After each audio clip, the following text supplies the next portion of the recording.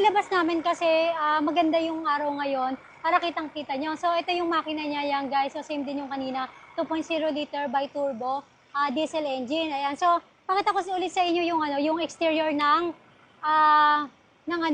maliwanag siya. Ayan. Okay. Ayan. So, ito yung exterior niya, guys. Ayan. Okay.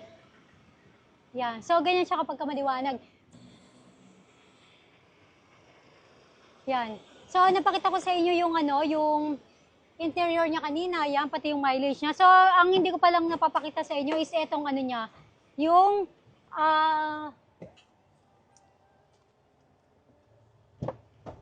etong tools niya, yan. So, sabi ko nga sa inyo, bawat detalye dito, ipapakita natin. Okay.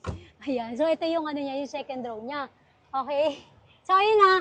Guys, makikita niyo, sabi ko sa inyo, ayan, meron pang plastic yung door handle niya dyan, tsaka dito. Tsaka yun ngayon, sa may stepboard niya doon, yung may Ford nakalagay, may pa, takip pa na galing sa kasa, okay?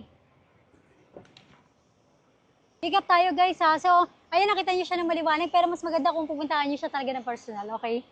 Ayan, so daytime running lights, ayan meron siya, okay? So, maganda yung mga Raptor natin guys. Kung Raptor lang talaga din yung hanap nyo, diba?